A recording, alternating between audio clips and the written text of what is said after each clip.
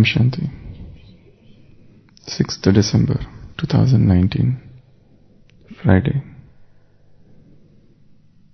Essence.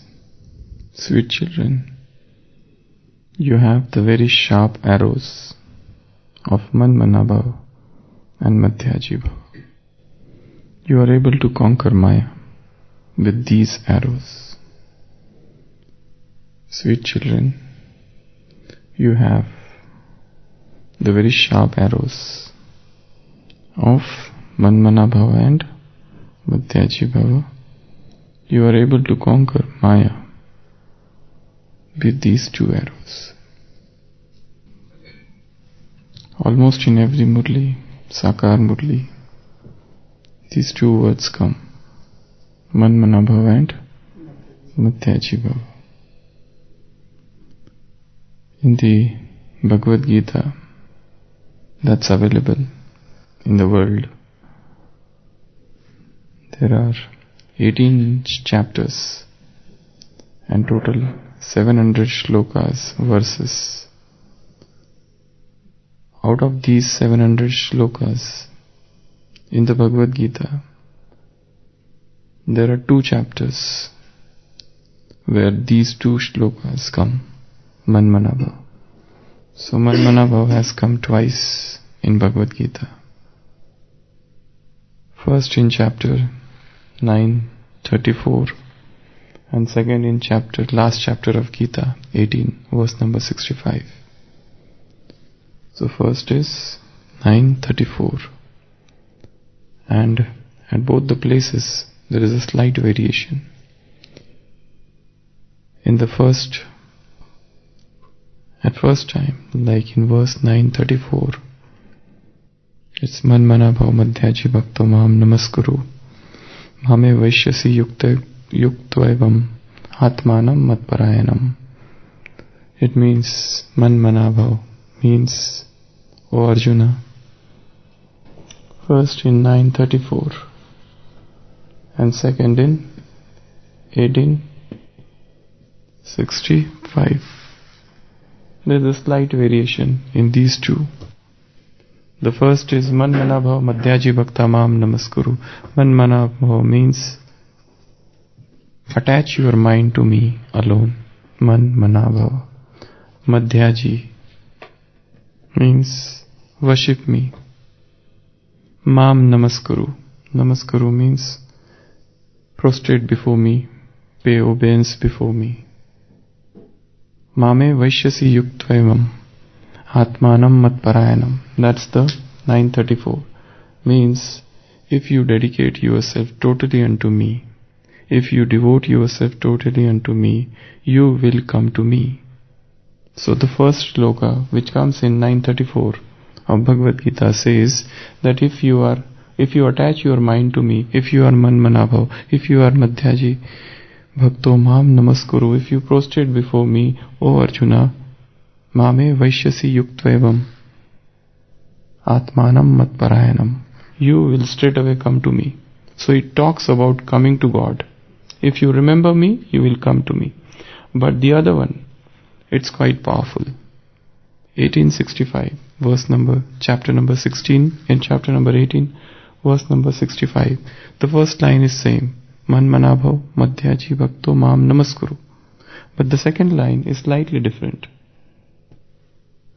Mame Vaishyasi. It is same as this. Even Mame Vaishyasi is same as that. Mame Vaishyasi Satyame Pratijani Priyosime. It is a pledge here. God is giving a promise. Mame Vaishyasi Satyate Pratijani Priyosime. This is my pledge to you, for you are very dear to me. By doing this, you will certainly come to me. Here he says, if you remember me, you will come to me. Here he says, if you remember me, I pledge that you will come to me. So this is more powerful. 1865. Mame Vaishyasi Satyame Pratijani Priyosime. I am telling you the truth, O Arjuna, listen. And why I am telling you this? There is one more statement there. Pratijane Priyosime, because you are very dear to me. This question is often asked. Why Gita is told only to Arjuna? And why not to Bhim, and why not to Yudhishthir? And there were so many other able people there sitting. But yet, God says, I am telling you this because Pratijani Priyosi me, because you are very dear to me. You are Priya, dear to me. So these are the two times in Bhagavad Gita that these two words have come. But now Baba has made slight variation. This much is okay. Man manabhav means attach your mind to me. This is fine. But now there is no such statement in Bhagavad Gita as Madhyaji Bhava. Bhava statement has been, Bhava clause is added by Baba. Bhagavad Gita never mentions Bhava after Madhyaji. It mentions Bhava means you just be. You attach your mind to me. Man mana bhava. You attach your mind to me. But it never mentions Madhyaji Bhava. And Madhyaji, there is no such, many people ask what is the meaning of the word Madhyaji. There is no such meaning of the word Madhyaji. Madhyaji means just worship me. That's the meaning of the word in Bhagavad Gita. But Baba doesn't use the meaning as worship. What does he use the word for? Yeah. Baba uses it in a different manner. That's why there is a lot of confusion amongst people for this. Manmana bhava, this is accepted, but this Madhyaji, this seems little abstract, abstruse to understand. This is a new meaning Baba has given to the word Madhyaji. Baba says Madhyaji means golden age. Baba says Madhyaji means inheritance. Baba says Madhyaji means pralabdha, fruit. Baba says Madhyaji means result. This is what you are going to get. Now coming back to today's essence of Murli. Sweet children, you have the sharp arrow, Tikshna Ban, of Madhyaji Bhava and Manmana Bhava and Madhyaji Bhava. This is in fact in reference to Bhagavad Gita, which has come inside the Murli. It is shown that there was one grandsire, Bhishma, who was pierced by arrow by Arjuna. Now, there is Arjuna on this side and there is Bhishma on the other side. Baba said this Arjuna pierced arrows. But in fact it was not Arjuna here. There is another character here, Shrikhandi, who represents a female character in fact. So Baba said, you are Kumaris, and you will hit upon these big shots. These Bhishma here indicates those people of the world who enjoy high spiritual status, who are at the helm of spirituality, and they are regarded as spiritual leaders. So Baba says it is impossible, difficult for them to bow down in front of you. But a time will come, Baba said in today's Murli Vande Mataram. These mothers, a day will come when the whole world will bow down in front of them. And here Baba is saying, just as the Shrikhandi represents a female gender in fact because of some previous births, revenge phenomenon and so on. So forget that. So this Bhishma was pierced with arrows and he was lying on the bed of arrows. So this defeat of Bhishma indicates defeat of so-called religious people, so-called spiritual gurus, so-called contractors of bhakti cult, as Baba says. So they will get defeated.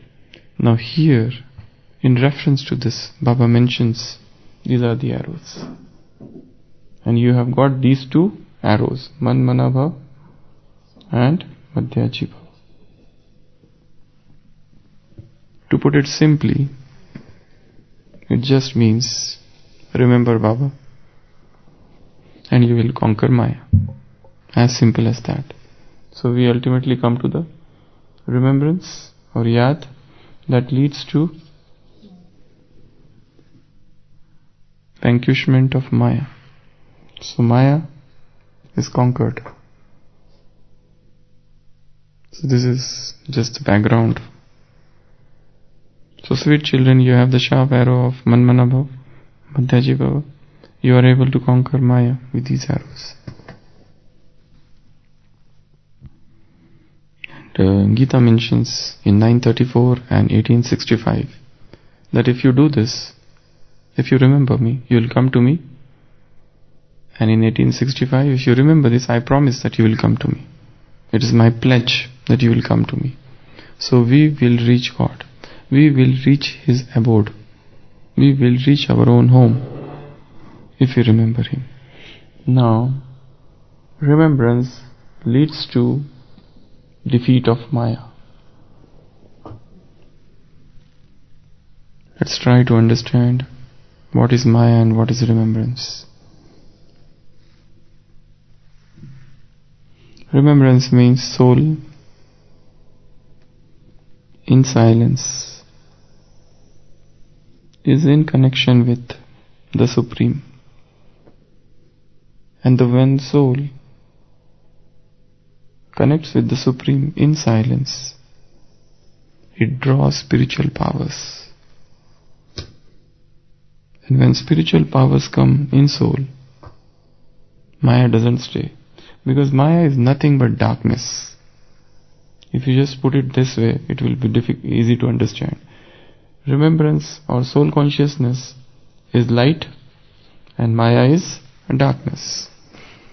There is no question of fighting with Maya at all. There is no question of saying why Maya is like that and why Maya comes. There is no such person as Maya, just as darkness has no existence. It is the absence of light. So wherever there is no light, there is Maya. That is Maya. That is darkness. So you cannot just fight with darkness because it doesn't exist at all. It is just the absence of light. In the similar Maya, for example, some people say that we are practicing brahmacharya and it's so difficult. There is a constant fight and this lust is very powerful. In fact, lust is nothing but darkness. It is the absence of brahmacharya. It is the absence of soul consciousness. It is the absence of celibacy. You don't have to do anything with lust. Leave it as it is. Just try to be more soul conscious.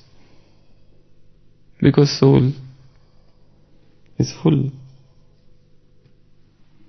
If there is a restlessness now, if there is a wandering of the intellect now, probably it is also the sign of body consciousness. Stay as much soul conscious as possible. Because in the soul everything is there. You don't have to do anything. Just imagine a yogi sitting in the Himalayas. He doesn't need food. He doesn't need sleep. And he's away from the sensual pleasures. These are the three things that tie human being. Sleep, food, and sensuality. Lust. If you see, the entire humankind is caught up in these three things. And in between here is the soul. There are yogis who stay in Himalayas for years together without eating.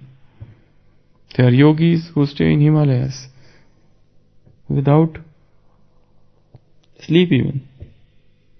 They survive and far from the sensual pleasures of the world, because without which the world said it is not possible. Very difficult it is. There are yogis since time immemorial who have done this.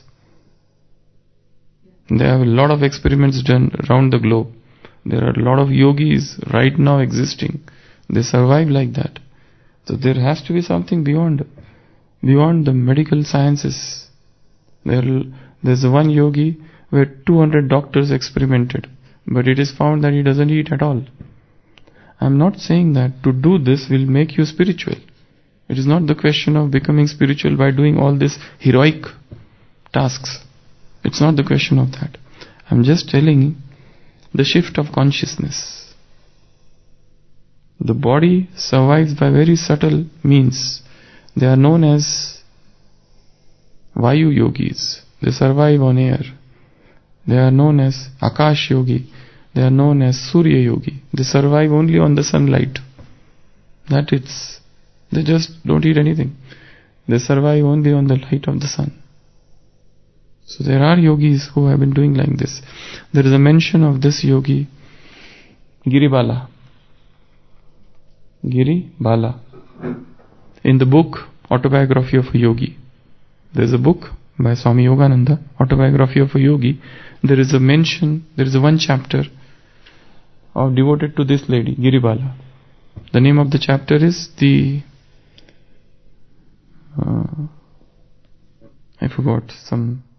non-eating saint. Yeah, the non-eating saint. So that mentions about this saint. So these all things keep man entangled, and we think that these are all necessary. But there are ways and means people have done in the world. Hatha yogis who have gone beyond all these things. Baba doesn't tell us to conquer sleep. Baba even says to conquer sleep. Baba even says that you have to go beyond all this pleasures of the taste. There is always a fight between tongue and stomach. What the stomach likes, tongue doesn't like. What the tongue likes, stomach doesn't like. Stomach likes those things which tongue doesn't like. Tongue likes those things which stomach doesn't like. Stomach doesn't like. When I say stomach, it means body. It means health. But our tongue transgresses all the rules every time, and that's why I fall sick. We fall sick. So, Man Mana Bhav is the journey of the soul. Man Mana Bhav means where we are connected with the Supreme and we derive all the powers from the Supreme. Though soul is in the body. So it will have its karmic account to settle, definitely. But gradually you have to transcend the body. You go beyond the body. You go all the religions of the body. There are two meanings of the word religions. One meaning of the word religion is the Hindu, Muslim and all that. Other meaning of the word religion is eating, drinking, sleeping. These are all the religions of the body. Dharma. Dharma means religion. The religions of the body are all these. So you gradually transcend all these things. The yogi's requirement is very low, very less. Yogi needs very less sleep. Yogi needs very less food. Because food is not the source of energy for a yogi. This is the wrong concept somewhere which is going on. That food is the source of energy. For a yogi, food is not the source of energy. It is just the means to sustain the body. That's it. It's not just the ultimate source of energy. Energy yogi derives from some other ways. This is a very difficult concept to understand. They need a lot of, explanation. And we have less time. We'll explain it some other day. But these are the truths of life. If you gradually see, the more, if you remember Baba, in today's Murli Baba said, I sit at Amrit Vela and remember Baba. You will enjoy remembering Baba at Amrit Vela. Get up early in the morning and remember Baba. Brahma Baba is sharing his experience. I talk with Baba. There's a lot of enjoyment I feel. The sleep is gone. No, he doesn't need sleep. No, it's not the question of he doesn't need sleep. There are stories of dadis who would go to Baba and at 2 o'clock and they would find that Baba is still awake. They would go at 12 midnight, Baba is still awake. Is he not sleeping? He has entered that stage where sleep is an optional thing. We don't need sleep actually. We need rest. We don't need sleep. We need only rest. Sleep is one of the means of taking rest. If the same rest we get through some other means, then sleep is not needed also. Baba is as if awake all the night. At such a old age. In old age people sleep a lot. But here, this man is not sleeping at all. So is it his effort that he is not sleeping? No. It is a side effect of something which he is doing. It is said that Vardhaman Mahavira was the founder of Jain religion. In 12 years, he ate just 625 days. 365 days, that's it. Means 1 year round. In 12 years, he was fasting. Total 12 years, he just ate for 1 year. Total overall days. So, was he doing that? But he was looking healthy. He was not looking cacaxic. He was not looking moribund. He was not looking dehydrated or debilitated or weak. No. Because his effort was not fasting. His effort was something else. Fasting was something else. Is the result. But what the Jain people are doing nowadays, their focus is on fasting. Not on their spiritual efforts. That's why there is so much consciousness for fasting. So it is not, these are all the results, that you conquer sleep, that you need less food, and you go beyond all the sensual pleasures of the body. You don't need it. Sensual pleasures, they are extravagant. They become useless. For a yogi, sensual pleasures are non-existent. He doesn't enjoy them. His enjoyment is at the higher platform. He stays at a higher platform and enjoys. So Manmana Bhav means in silence you connect with the Supreme, derive all the powers, and with this power you automatically conquer Maya, because Maya is nothing but darkness and remembrance is light. So where light is there, darkness is dispelled automatically. So that is Manmana Bhav. Baba says, if you have these arrows of Manmana Bhav, Maya will get defeated. Maya will no longer stay. Maya will vanish. Maya will get conquered. You will become invincible. So Manmana Bhav Madhyaji Bhakta Mam Namaskuru Mame Vaishyasi Yuktevam Atmanam Matparayanam. That's the first shloka in 934 and in second shloka 1865. Manmana Bhav Madhyaji Bhakta Mame Vaishyasi Satyase Priye Pratijani Priyosi Me. So one is the you will come to me, and second is the pledge. So these two are the mantras of this Gyan. Manmana Bhav, Madhyaji Bhav. Om Shanti.